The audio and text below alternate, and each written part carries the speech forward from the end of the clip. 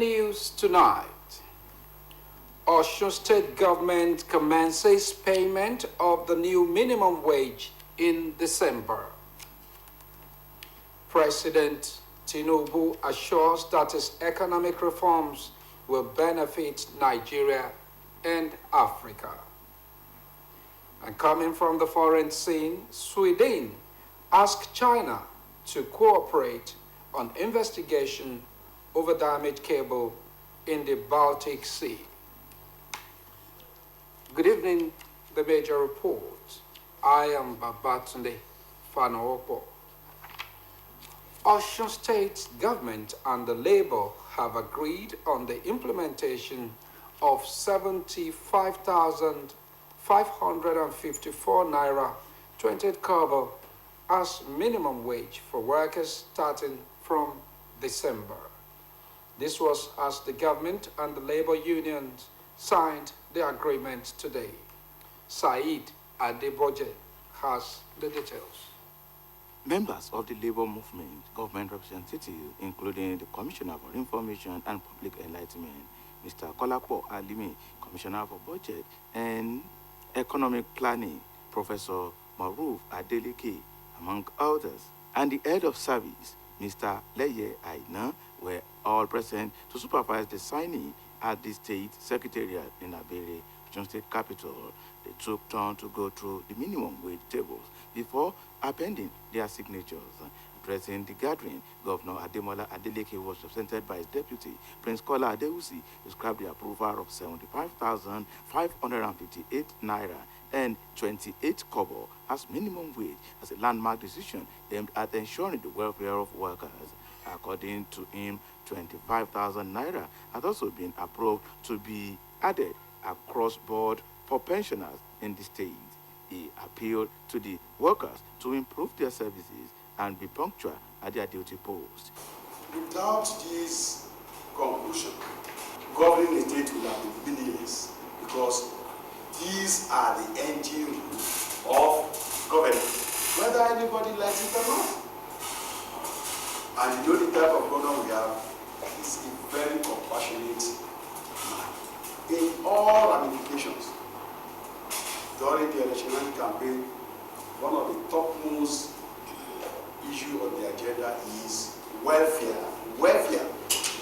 In his remarks, State Chairman, Nigeria Labour Congress Comrade Christopher Arakpasokpo said the approval is an attestation to the fact that Governor Ademola Adeleke is workers-friendly. According to him, the governor has been fulfilling his promises to workers, not minding the economic challenges facing the country. Today, Mr. Governor has done it again.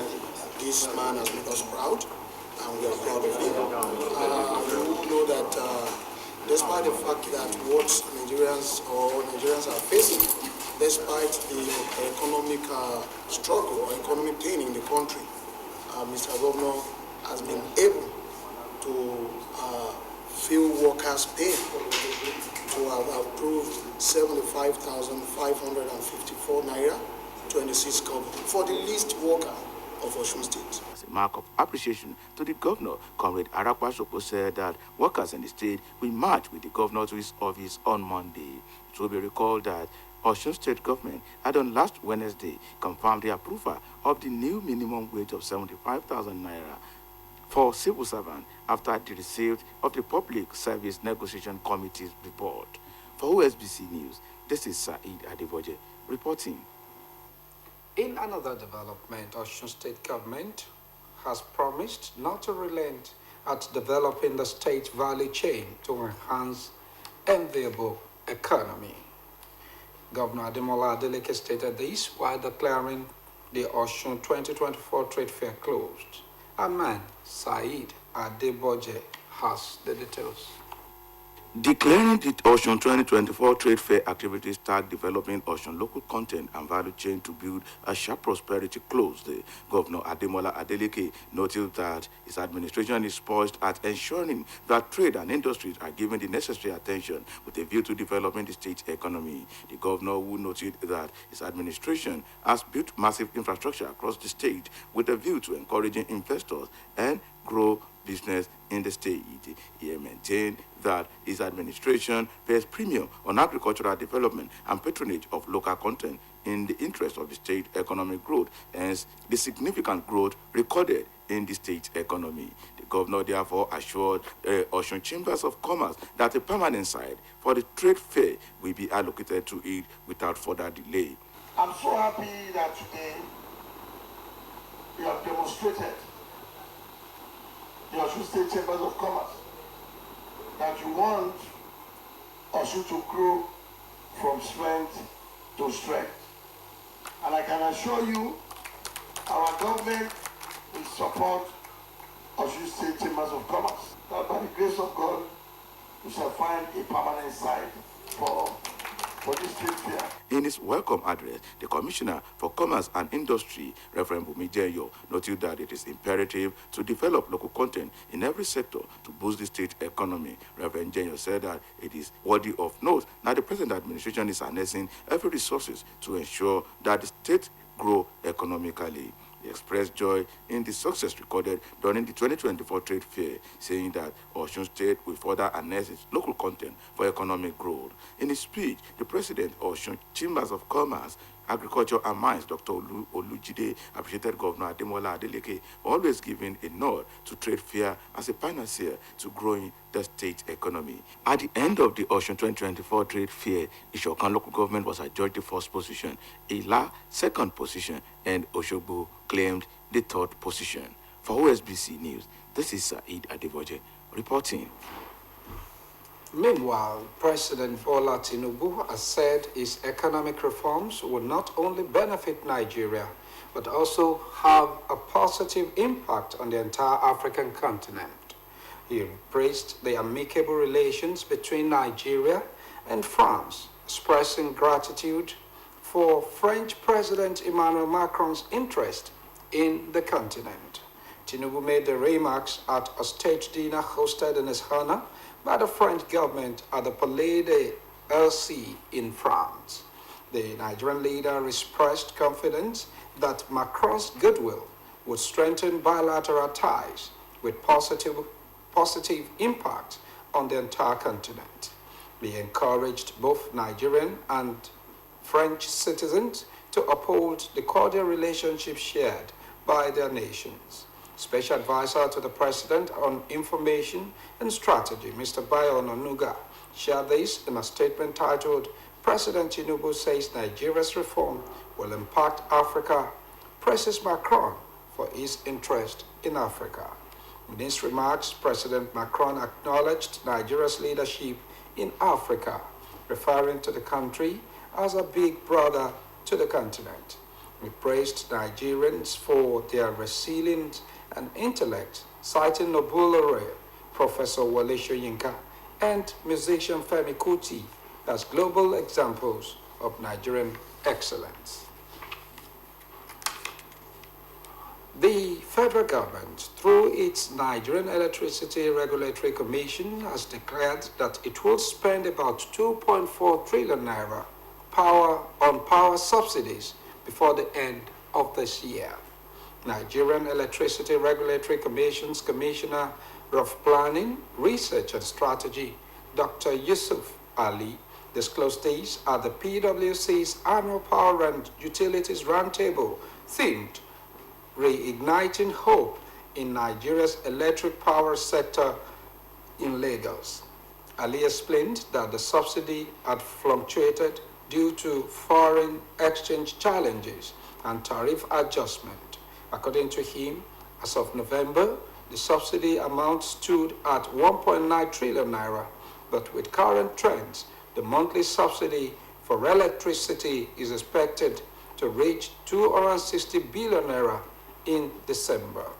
He emphasized that the 2.4 trillion naira is an annual estimate that could adjust depending on the monthly cost-benefit tariff.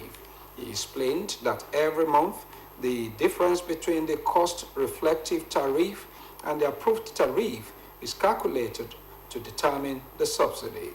Ali added that the government is expected to finalize the total subsidy figure by year-end based on actual consumption and tariff trends. The operational capacity of the newly rehabilitated Port Harcourt refining company has come under intense scrutiny. This was following claims that petroleum products loaded from the facility on Tuesday were not newly refined but products stored in the storage tank of the facility in the last 3 years. This controversy is typical of the refinery, which has been plagued by a history of delays and setbacks, including 7 failed deadlines for the commencement of operations at the plant.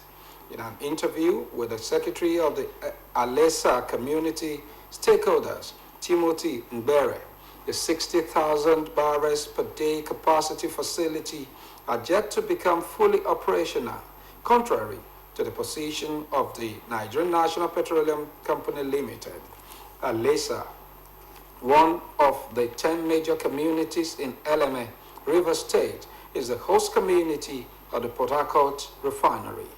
Mbere also alleged that the refinery only loaded 6 trucks of petroleum product on Tuesday, despite the NNPCL stating that 200 trucks would be picked up from the refinery daily.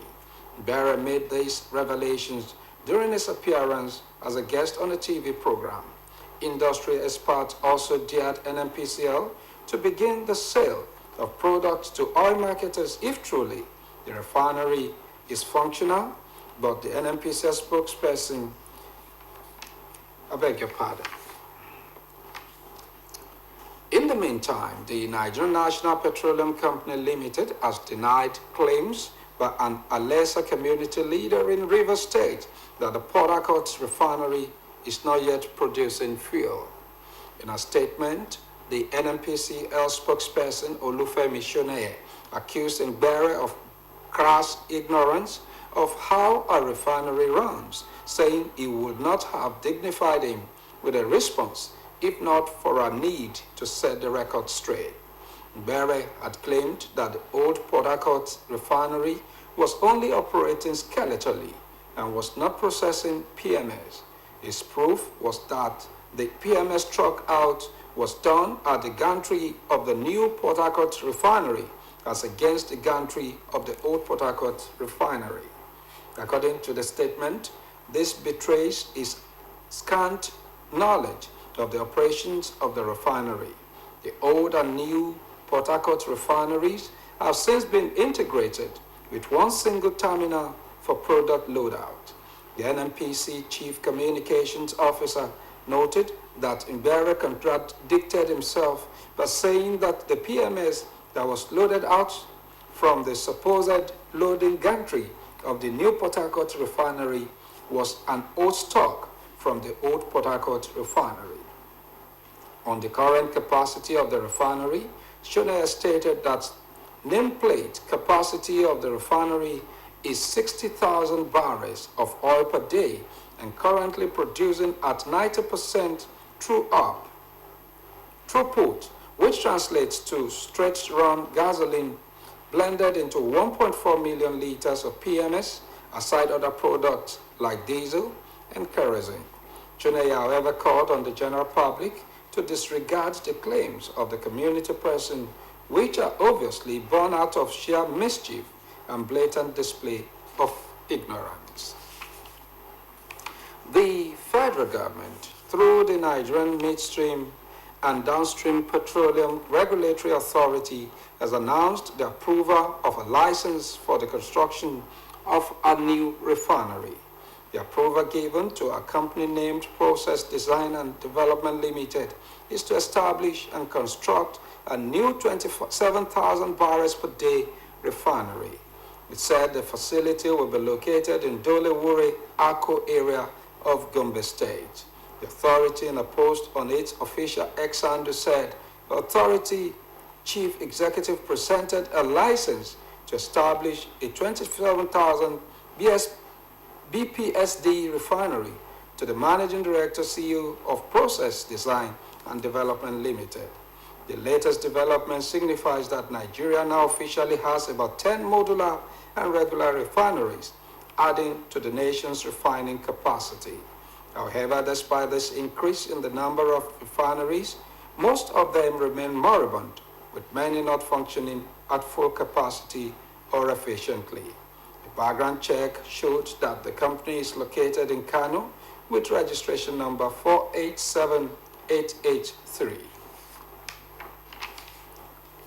The Minister of Innovation, Science and Technology, Chief Uche Naji, has said the federal government will soon commence the regulation and licensing of players in the space ecosystem for more revenue generation.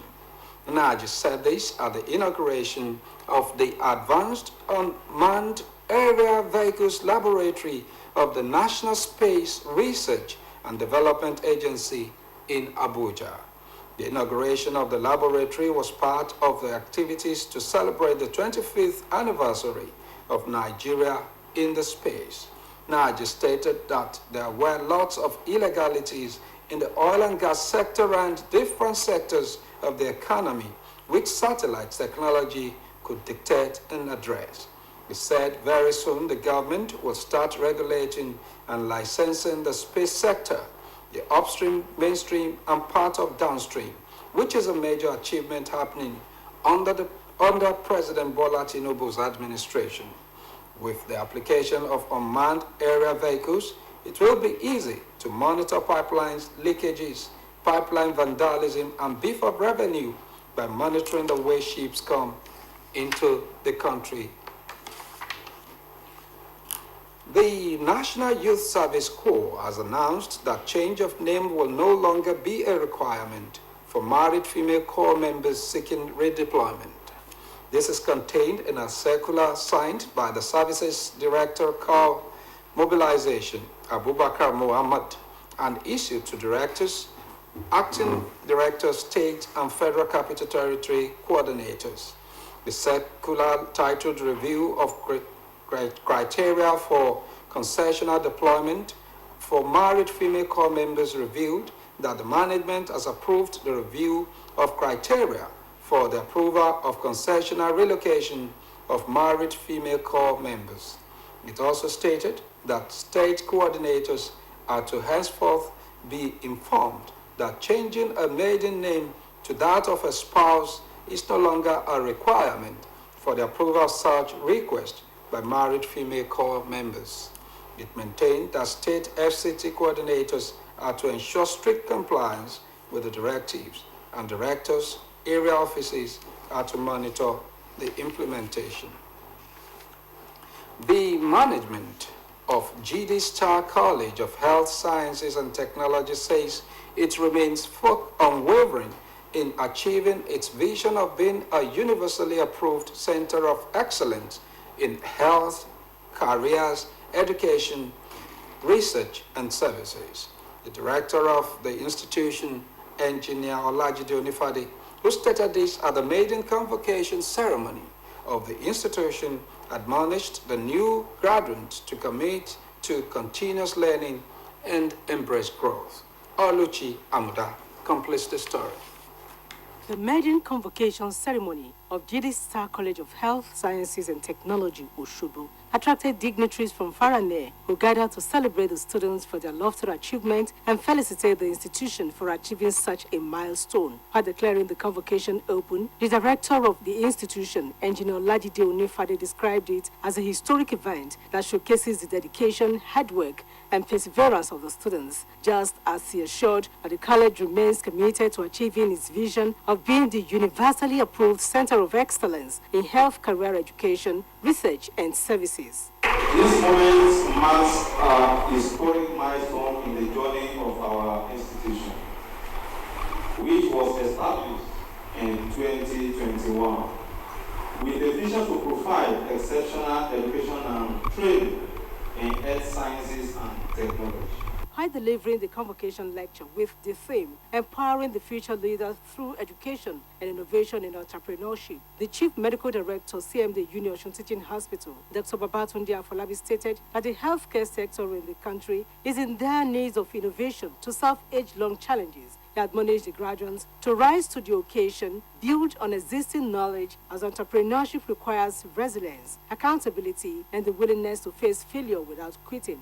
You have been privileged to receive an education that goes beyond textbooks. Digital College has equipped you with practical skills, ethical values, and the confidence to face real-world challenges. But remember, education is not a destination. It is a long life journey. As the world evolves, so you must commit to continuous learning, stay cautious and curious, and also embrace every opportunity to grow. In their words of advice, the Owa of Igbajo, Oba Ademola Makinde, the Executive Secretary of Osun Health Insurance Agency, Dr. Razak Akindele, Mrs. Catherine Ojo, and the representatives of the Commissioner of Education, among others, admonished the graduates to lead advocacy on respectful and compassionate healthcare approach, which encompasses treating patients with empathy, gentleness, and not abusing their dignity. You that have chosen to be in the healthcare industry, please be passionate first. See your training as a means to contribute to the society. Also remember that quality care is the watchword, and we must strive to maintain the confidentiality of the patients and clients we come across. The graduates of GD Star College of Health Sciences and Technology bagged diplomas in various health fields, including anesthetic technician, community health extension worker, pharmacy technician, family health care technology, and certified nursing assistant. The event climaxed with the presentation of awards to the outstanding students, as Jeremiah Nnamani received the overall Best Graduating Students Award. Other award recipients include Esther Adegoke, Taye Agbola, and Yemisi Adebayo. Oluchi Amuda, OSBC News. The State Executive Council has approved the appointment of Prince Jokotola Alayinka as the new Olojudo of Osun in Egbedore local government of the state. According to a release by the State Commissioner for Information and Public Enlightenment, Oluomokola Kwalimi, the new king succeeded the late Oba Aderemi Adedapo. The stool of Olojudo of Osun, according to the release, is regulated by the 1956 registered declaration, which shows that it was the turn of the Adenko ruling house to occupy the stool. Oluomokola Kwalimi said the selection process followed due process and complied with extant laws. The council, however, enjoins the new traditional ruler to work for the peace and progress of the town and the state at large. The next in the series of our weekly Yoruba program, which promotes the activities of the Governor Ademola Adeleke's administration in Osun State Tact Imole Ayo, hits the airwaves tomorrow at 6:30 in the evening. Senior Special Assistant to the Governor of Media, Mr. Oladele Bamiji, is the guest. He is expected to speak on Governor Ademola Adeleke's midterm scorecard as the administration still backs in the euphoria of its second year in office. Listeners and viewers can contribute dialing the studio line when the program is on live. You are welcome to our sports segment.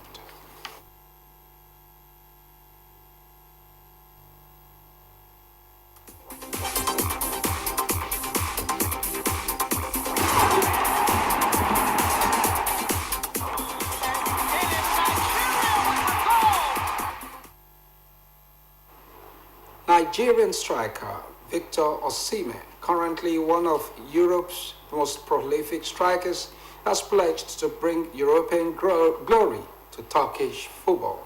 Osimhen made the declaration following Galatasaray's hard-fought 1-1 draw away at AZ Alkmaar in the UEFA Europa League. Report says that the Nigerian forward was instrumental in securing the result, netting a crucial equalizer in the 43rd minute after the Dutch side had taken an early lead. While Osimhen's confidence in the team's European ambitions remained unwavering, as he assured fans of his commitment to bringing the coveted UEFA Cup to Turkey. This declaration has ignited excitement and renewed hope among Galatasaray supporters dreaming of continental success. And on the foreign scene, Sweden has formally asked China to cooperate with an investigation into damage to two cables in the Baltic Sea after a Chinese ship was linked to the incident. The cables, one linking Sweden to Lithuania and the other between Finland and Germany, were damaged in Swedish territorial waters in the Baltic Sea on 17 and 18 November. The Chinese ship, the Yipeng 3, is believed to have been in the area at the time and has since been anchored in international waters off Denmark. Beijing had denied any involvement in sabotage and said it was willing to work with Sweden and other countries to find out what happened. The Yipeng 3 left the Russian port of Otluga, west of St. Petersburg, early this month.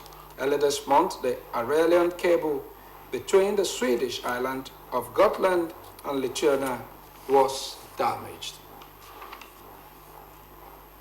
And with a report from the foreign scene, we have come to the end of the major report on OSBC TV. It was edited and delivered by Babatuli Fanoogbo. Thank you for watching.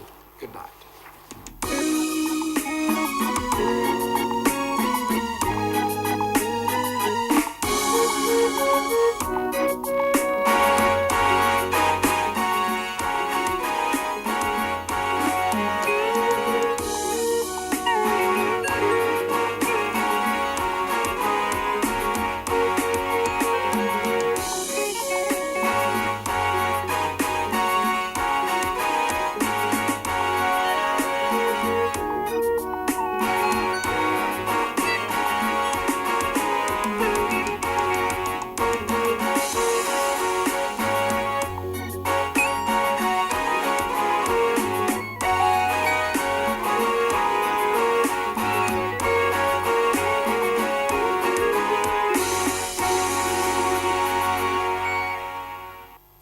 Hello viewers, welcome to your darling station OSBC.